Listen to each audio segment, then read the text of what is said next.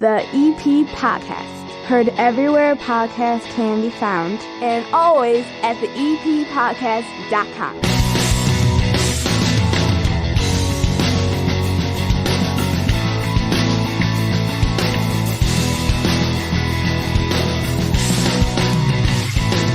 And welcome into the EP Podcast. My name is Chris. That's Hannah. Hello. Over at what used to be 50 Acre Park Barn, which is now James Sexton Park Barn. But they've got the livestock over there. They got the animals.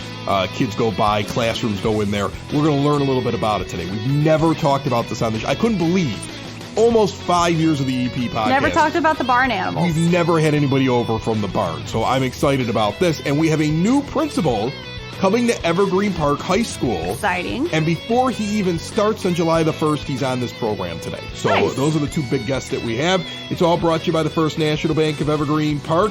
If you want to earn more interest on your money, you know, interest rates going up means you get more interest in the bank. You should take advantage of that. Their statement savings special.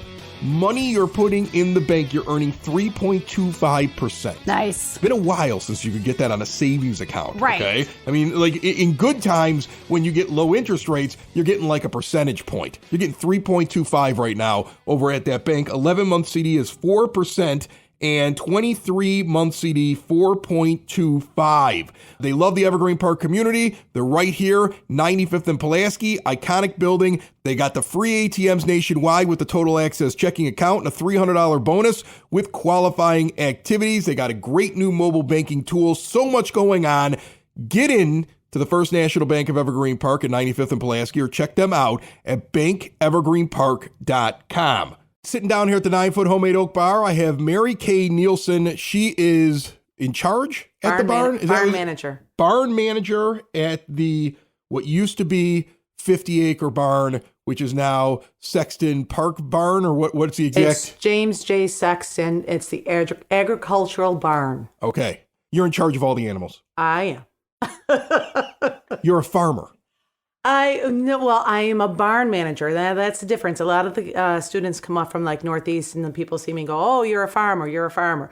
I'm a barn manager. And so I want that distinction for the students so that they understand that there's other jobs. I mean, not everybody's just a farmer. So I stick with the title barn manager. See, I like that you're going by your title of barn manager, but I would say I'm the only farmer in Evergreen Park. Right? Like that. I mean, like, I feel like you're missing out on something there. Well, when you're speaking about the farm, one would anticipate a large agricultural plot.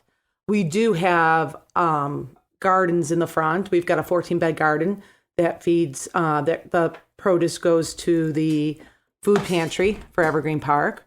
But as far as when I think of farm, I'm thinking of acreages, of corn and soybeans or something like that. There's the small garden in the front, and then there's a teeny tiny little garden that I planted last year with we call it the urban green garden.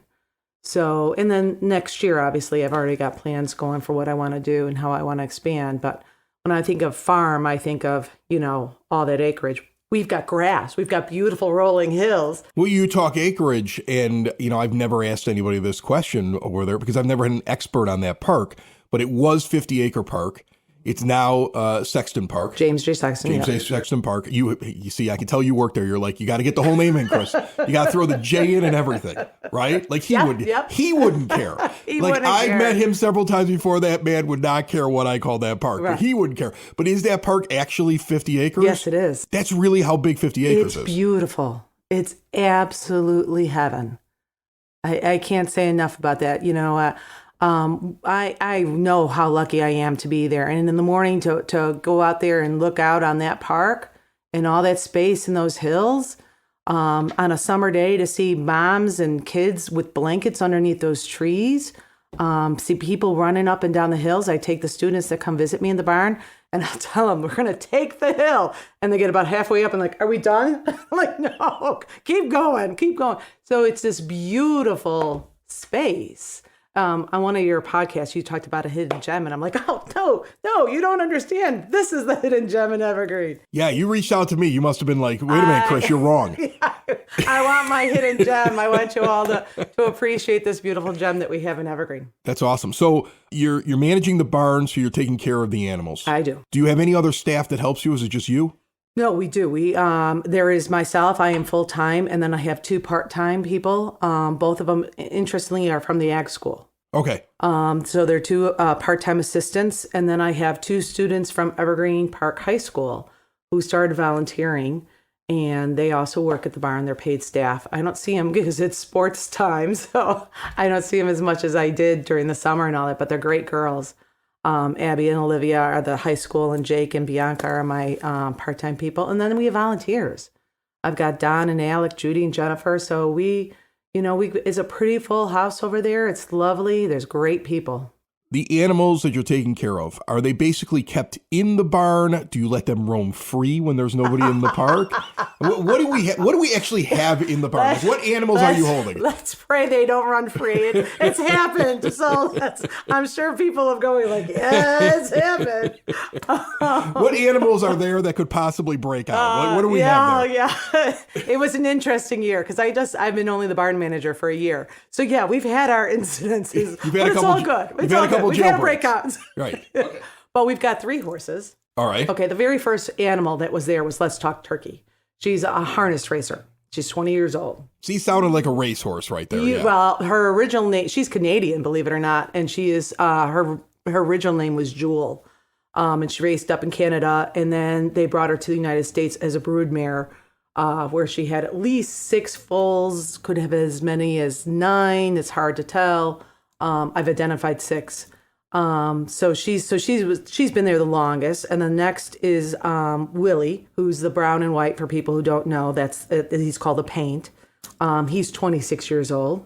He was our farrier's horse. He used to perform in shows, rodeo shows. So they would ride him and carry 2 pistols on them, and they'd shoot a thing. It was a time thing. But he's fantastic. He can bow and everything. He's great. That's awesome. And then, he's the perfect look for a horse that's going to do that because he's an old paint. Right? That's what Westerns have. Whenever you saw a Western and the Indians, you saw always a chief on the paint. Yes. Right. That was the style of horse you'd see in old time Westerns. Yeah. So exactly. three horses in total. So, and the next one is Minnie, which is a mini horse, Ariel. Okay. What else we got? We got chickens. We got 18 chickens. Because you brought me eggs. Which I'm going to tell you something, folks. I get people that bring me stuff all the time. They never have to. They don't need to bring things over. I'm happy to have them over here on the show. But every once in a while, somebody will be like, I'm going to show him something that I do. You brought me eggs. I built beautiful eggs. You didn't open them up. You should have seen them. Okay, hold on. Let me reach over here. And white. There's usually dark brown ones. But no, so we started when I got there, we had 7 chickens. We lost a couple. And then I brought my chickens. This is insane. These are farm chickens for sure because I have multicolored eggs sitting here. And you told me that I don't put these in the refrigerator because they're fresh from the chicken. They're fresh from the chicken, so they have what's called a natural bloom. If eggs are expensive now in the store, these are the most expensive eggs possible. This may be the most valuable gift anybody's given me at this time and age. Right now, eggs are ridiculous, and you brought me eggs that I don't even have to refrigerate because they're fresh. You may need to bring up, now that you've revealed that there's eggs over there, you might need to get security over at the barn. We might have to have security come to the door. We are the only country that washes our eggs and refrigerates them. That's true. You go to Italy and nobody refrigerates their eggs. No. You pick them right off the store shelf. Right. You could go. In fact, most products are sitting there on the store shelf, never refrigerated. The way that they do their meat, everything is fresher. I felt healthier. I spent a month in Italy, almost a month one time, about 15 years ago. And it was a great trip, but it was planned out. We rented a villa. It was something that we were all doing as a family. And we lived in this small town in Italy. And living there, just everything from how they cure their meats, they're just hanging them. And you hang them for a certain amount of time with certain things on them. There's no preservatives. You feel better eating their food. And so this right here will be appreciated in the Lanuti house. Yeah. And that's one of the goals that I have for the barn. When students come in or people come in and we talk about, sustainability, I want people to be more in contact with their food. So when we come in and people come in and they go oh, you got chickens. And they're like, oh, well, those are roosters. I'm like, well, those are chickens too. And, and people, They go, wait, no, that's a rooster. I'm like, well, that's a boy chicken and this is a hen. Well, my only rooster that I know of is the rooster from the Looney Tunes cartoons, and he was just really loud and didn't look like he laid eggs. Leghorn, right, yes. Foghorn Leghorn. That's it. He's an Italian Leghorn. I've got 2 hens. And that's the other thing. People don't understand what a hen is because they see Foghorn Leghorn with that big comb. Yeah. And so they assume that anything with a big comb is now a rooster. And you're like, nope, that's a hen. This barn is an incredible resource for Evergreen Park residents in the surrounding area. Another great resource for you out there, law offices of Parente and Norham. If you've been injured at work, you need a team that will do what it takes to fight for your rights. Insurance companies only care about one thing, the bottom line. At the law offices of Parente and Norham, their team has the experience, dedication, and proven results it takes to get you the care and compensation you deserve. They've recovered over $425 million for their injured clients and their loved ones, and that number keeps going up. For a free case evaluation, call or text them today, 312-641-5926, or visit pninjurylaw.com. And we're talking with Mary Kay Nielsen, learning about the animals and what they have over at the barn. So you have them over there, you have the horses. And we have 2 goats. And 2 goats. And 2 cats, yeah. And 2 cats? And 2 cats. Yeah, I mean, cats are not farm animals. They're not farm animals. Barn and the parents are like, look at the horses, and the kids are going, cats. Where do you get the funding for this? I mean, if you don't mind my asking, is it donations? Is that why you're here today? You brought me eggs, you need money? What's going on? No, the village takes really good care of us. Okay. Over there. The village runs the barn and everything. Of course, I will take donations. Don't ever get me wrong. I can always use donations, and we're working on that. There is a cost to it. There's the feed, there's the hay, there's the veterinarian care and all of that. Like I said, the mayor is real supportive. I'm part of Streets and Parks. They're super supportive. I mean, and I keep it in mind that, this is the taxpayers' money and all of that. The one thing that we changed from prior, because you asked about do the animals go out, and one of the things when I started a year ago was the animals weren't out as much. So they would go in, they would clean from 7 to 11, and then the animals would be out for a little bit, and about 2:30, 3:30, everybody would be in. I'm there from 7 to 5. So they're out more. There's more availability for them. And the barn is now open, and that's one of the biggest things. That's why I'm here. And even in the wintertime, you can come over Even in the and check them out. wintertime, Okay. you can't find me today on Tuesdays because that's my day off. But you and every pizza place in town. Tuesdays a day. But that's what I want. I want people coming in. I've got the grandmas and the grandchildren coming in, the grandpas and the I've got the moms, stay-at-home moms are coming in. But still, the word has not gotten out there that the barn is open. Well, I'll tell you that just personal experience. So I have the EP podcast, and I also do Southside Pod. So Southside Pod covers a bunch of the other suburbs around the EP podcast, mainly because after the EP podcast took off, all these suburbs started reaching out to me saying, will you do a podcast for my suburb? And I was like, I can't be everywhere at once. And I don't live there. And the EP podcast works for me because I live here. So I'm really interested in Evergreen Park. But we decided, okay, Southside Pod could be something else. And so I've learned a lot about other suburbs. Payless has something similar, but they really push it, And so like here I have your barn in my backyard. Yeah. And I probably know more, just as somebody who lives in Evergreen Park, about the one that Payless has, even though this sounds like far more space, far less crowds, and maybe a more intimate experience with the animals. Most definitely. And that's what I think we pride ourselves on. So when you're coming into the barn, if you're not getting me, you're getting one of my assistants or the volunteers, and we're going to walk you around. We're going to talk to you. Meanwhile, I'm gonna get fresh eggs. Yes, let's just focus on that. I'm hiding these from the family. You know that? Like I'm not even bringing them upstairs because I don't have to put them in the refrigerator. I'm keeping them behind the bar. You don't. These are gonna be bar eggs. That's what these are gonna be. That works. Before I let you go, Mary Kay, give me one thing about the barn, if you didn't mention it already, that you want people to know. Like, what's your message to them? Is there something you want to get out there to them? Because I don't think everybody in Evergreen Park understands what they have here. Yeah, no, I would say definitely come out and see us. I do have 9 classes in the morning. Special education students come out to me from about 8 o'clock to 11 o'clock. But from 11 o'clock on till, depending on the weather, 4 or 5 o'clock, that barn is open and people are waiting for you. And, it could be just a quick trip through, or if you're going to go sledding, before or after, come and see what we have. And hopefully this summer, spring and summer, we're going to start offering some classes, and we've got some partnerships going on. So look for things to change, but come and visit us. We are sitting in your backyard. That's awesome. Mary Kay Nielsen, first time here on the EP podcast. I want to have you back again, not just because you brought me eggs. When eggs are currently worth like $40 a dozen. Thank you for the eggs. Thank you for the info on the barn. And now I feel guilty because I haven't been there enough. So you'll see me soon. Good. I look forward to it. You're from rural Louisiana, right? Very rural Louisiana. Did you have chickens? Yeah, we had chickens. We had lots of chickens. Yeah, I couldn't believe that she gave me a dozen eggs, fresh from the chickens at the barn, that I don't have to refrigerate because they're fresh. They haven't been processed. They haven't been washed or anything like that. And I can leave them out for a month without even refrigerating them. And then I can refrigerate them for 2 more. There's no way they're lasting that long because eggs are gold right now in the United States of America. They're currency now. Right. I hope she doesn't get in trouble for giving away $400,000 in eggs.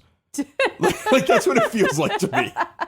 I hope she doesn't get into trouble for that. But it was a really, really nice gesture. So what animals do you have on your farm? Oh God, we had mainly cows. So we had like 40 cows. Beef cows, milk cows? We just raised them for livestock shows. They were show cows. Show cows? Do you make money off of show cows? Yeah. Okay, because if you're feeding an animal, it should be turning a profit for you, I feel like. I mean, that's what my problem with cats is. Cats don't turn a profit. And a dog does? Yeah, dogs turn profits. They're just like a psychiatrist. Like, nobody has to go to counseling in my house because the dog takes care of them. Oh, right? Come on. That's the whole idea. It cuts down on therapy. Dogs at least earn their keep somehow. When the rats are running around, like we had the rat problem last summer in Evergreen Park. I know not everybody had it, but like that was like the dirty little secret in the EP that there was like they were coming out of construction areas with all the stuff that was going on in the Southwest Quadrant. Oh, yeah. And you were seeing them. Like I saw one run through my backyard one night. Dog went after it. Okay. Yeah. Didn't see it again because I think the dog ate it. Mm-hmm. So I mean, like that dogs earn their keep. That's all I'm saying. Oh, okay? so do cats. Come on. Not the same. And show cows, I hope, at least make you break even. Well, I mean, we had all the land. They eat grass. They were all grass fed, so we didn't have to feed them. Right. So there was that. But you didn't eat them. No, we didn't eat them. No. Can't eat them? No. You can eat them, but we didn't. You just put them in cow beauty pageants. Yeah. Man, every time I think the South can't get more yeah. backward, that's some backward stuff. It's a cow beauty pageant. You polish their little hooves and fluff up their little tail. Did you ever polish a hoof and fluff a tail? Yes, I did. That's amazing. Yes, I did. Building relationships, supporting the community, and service. These are the things that Country Financial stands for. They're more than just an office you may pass by as you drive through Evergreen Park. They're neighbors who lend a helping hand and support the fabric of your community, including charitable organizations, sports, financial education, and civic organizations. And since Country is already your neighbor, they want to get together and chat. Call your local Country Financial representative, Mike Thauer, today at 708-425-1559 to talk about the things that are important to you and how he can help you protect them. Brand new principal coming to Evergreen Park Community High School. First, I want to find out what happened. I want to learn a little bit about this guy, but I'm going to introduce him. His name is Matthew Dugan. How are you, sir? Hi, Chris. Thanks for having me on the show. As you said, I'm Matt Dugan. I'm the new principal of Evergreen Park Community High School, and I'm very excited to be here with you, and I'm excited to start my journey there on July 1st. Yeah, so you haven't started yet, but you're between the place that you're at now where you are an assistant principal, if I'm not mistaken, and then you're moving into Evergreen Park as the head guy on the 1st of July. Yes. So I'm currently the assistant principal at Morton West High School in Berwyn. Which is huge. Yeah, You're just telling me this. Tell everybody how many kids you have in that building. There's about 3,300 students at Morton West High School. I oversee the freshman building of about 900 students for the freshman building alone. There's a freshman building with 900 kids. I mean, like the size and scope of that. Absolutely incredible. And I told you before we turn on the microphones, like that's a school where you really got to pay attention because kids can get lost in the shuffle. It's very much more similar to like going to a community college or something like that, where you don't know everybody in the hallways. You got to keep track of a lot of faces. How do you do that? It's making relationships with everyone, getting to know the kids, getting to know the teachers, and a lot of walking. So I'd say I do about 7 miles of walking a day at the campus. I started at Morton East before that, and it's similar. It's 3,500 kids there, and that's only sophomores through seniors in their building. The freshmen, if they included them, it'd be over 4,000. And so that's a lot of walking at those buildings. You know, you got to go see people and talk to people. And I'd say about 6-7 miles a day of walking on a daily basis is what I do. So I think Bill Sanderson is retiring. That's what this is, Correct. right? Yeah. This isn't we're not tossing him out on his butt. Nobody should be mad at you. He's retiring. Bill's loved. He's retiring. He's going to spend more time with his family, and I'm excited that I get to come in. I'm going to actually be working with Bill as he goes out, and I'll be working with Superintendent Tom O'Malley about learning some things before I come in on July 1st. And I think that's what I'm excited to do, is start learning from them about what they're doing now and learn about the school, the culture, learn from the staff. That way I can, on July 1st when I start, it's not my first day. Evergreen Park High School, is there a reason that you apply to it? Is it roots in the community? Is it best job available? What brings you here? Honestly, I grew up on 103rd and Costner. So I grew up on 103rd and Costner in Oak Lawn. So I hope Evergreen Park doesn't hold me. You will not be the only principal in this village that lived in Oak Lawn or still lives there. So don't worry about it. Don't hold it against me for going to Richards High School. But I think it was, it's just it's a dream job to come back to the community that I grew up in. And when I say the community, I mean the South Side. And to come back on the South Side and to be a principal of a high school on the South Side. And to be a part of an amazing school with amazing students and amazing staff. And so it's literally a dream. It's a dream fit. I couldn't have asked for anything better, and I just beyond excited to start there. So what kind of principal are you? I'm curious. Are you like, because I had a principal that you talk about walking around, right? Yeah. I had a principal when I was at Brother Rice. He was the assistant principal when I was there, and then he became principal. So I always think of him as that because I remember as an alum, he was like principal for a while, but Jim Antos. And he used to walk the halls constantly with the excuse of he was constantly taking out scuff marks with his shoes. But I always said that was his way of being able to stop outside of a classroom and always know what was going on everywhere. Are you a guy, you talked about walking around, who they're going to see you constantly? Are you a big administrative person that kind of delegates down to your teachers? Like, what are you doing? So real small world. And again, this is one thing you'll know. Coach Antos to me. Coached my baseball team. Oh, so you've heard all the Vietnam stories and everything. Oh, yeah. One of the nicest human beings alive. Isn't he? His son, I got to give his son a shout out, who is an amazing band director at Eisenhower High School, Justin Antos. Dr. Justin Antos is an amazing band director. But yes, in the same light of Principal Antos at Brother Rice, I think every student and teacher will be excited to see that I love being everywhere. I love going into the classrooms to see what's going on. I go to see fun science experiments. I pop into a history classroom, see what's going on, talk to the students. You'll see me at practices for athletics. I'll try to convince the theater department to put me into the play. I'll demand peanut M&Ms and stuff like that. They're all green in my own That's changing awesome. room because I'm high maintenance. But Amy Kaysen's gonna love you over there. All joking aside, like I think it's those things that I just love, is getting involved and seeing, making sure the students know that we're going to support them, knowing the staff knows that I'm going to support them. We're going to work with them. I'm going to have fun and make sure they know that this is it's not only a great place to work, but I just truly will enjoy every moment of being there with and being the principal of the school. So one of the things that we've heard over the years, and look, this podcast was around before the Troubles, as I call them, during the Troubles, and after the Troubles, as we winded out of them. And we talked to principals and educators all throughout it. One of the common themes that I got, and I have 2 teenagers that are in high school right now, is that kids a little bit behind, a lot of social things that they're working on, and this is going to have to be a focus. You're at a different school right now. You're coming over to Evergreen Park. Have you seen at the school you're coming from improvement on that? Because I would imagine you kind of nodded your head as I said that. Like, that's something that every school had to deal with because of the shutdowns and just different things that the kids were going through. I mean, I have a daughter who's a junior at Macaulay who spent her entire sophomore year wearing nothing but black. Yep. Like, that was a thing we dealt with in this house. So, I mean, like, where are we at? Overall, as an educator, where do you see these kids right now? And is there a light at the end of the tunnel where we get everybody back on track? I think this year has been, and I speak to my experiences, but from what I've heard from other schools and what we experienced at Morton at both campuses, I think last year was a very difficult year for students and staff at every school. Everyone I talked to, it was a very stressful year. It was a very difficult year for students and staff.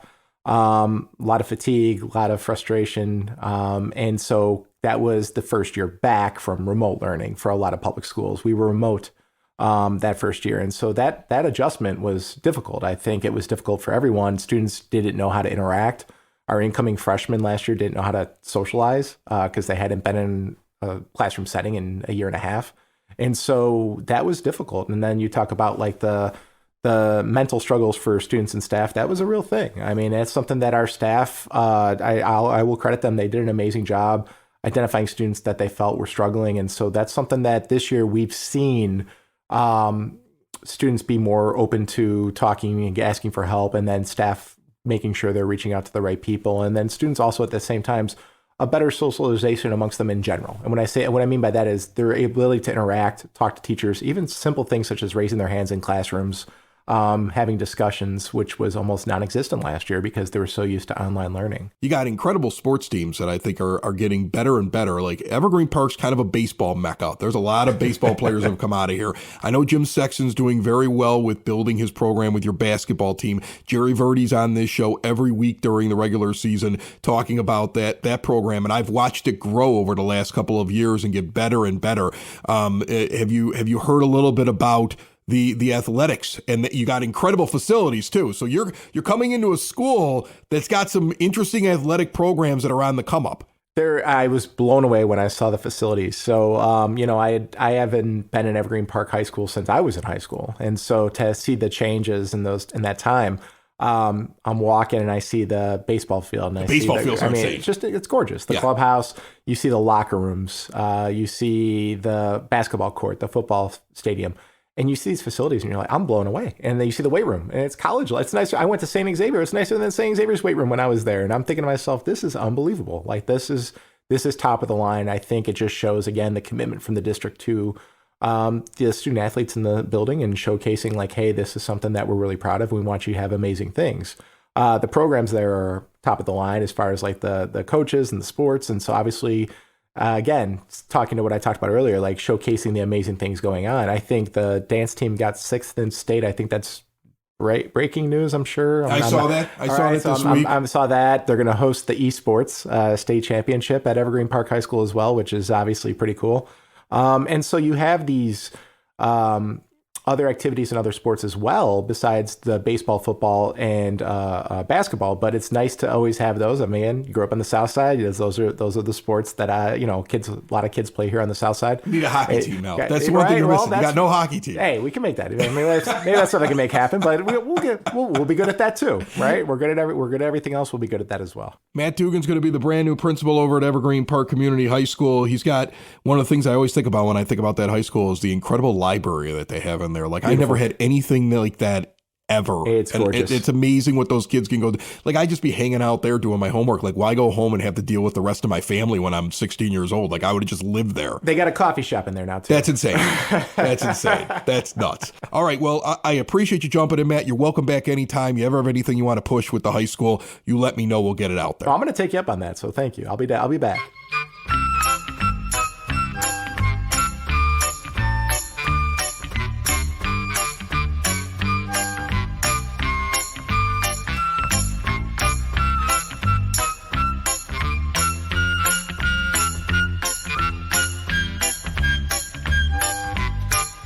It's now time to take a look at what's going on around town with your word on the street, brought to you by Cool Clouds Vapor Shop. Quitting smoking is hard, and Cool Clouds wants to give you an alternative. Full Taster Bar, great CBD products, northeast corner of 95th and Kedzie. See all they have to offer at coolcloudsvapor.com. The Village of Evergreen Park is currently hiring for multiple positions, including a part-time building attendant, part-time office assistant, part-time police records clerk. Get over to evergreenpark-ill.com. Job descriptions, how you apply, all of it is right there. The second annual Capuano Classic 4-on-4 hockey tournament is going on February 25th and February 26th, $500 a team. You heard the folks behind that event on the last episode of the EP Podcast. It's on demand anywhere podcasts can be found, and always at the eppodcast.com. There are still a few slots left, but I think this tournament's going to be full very soon.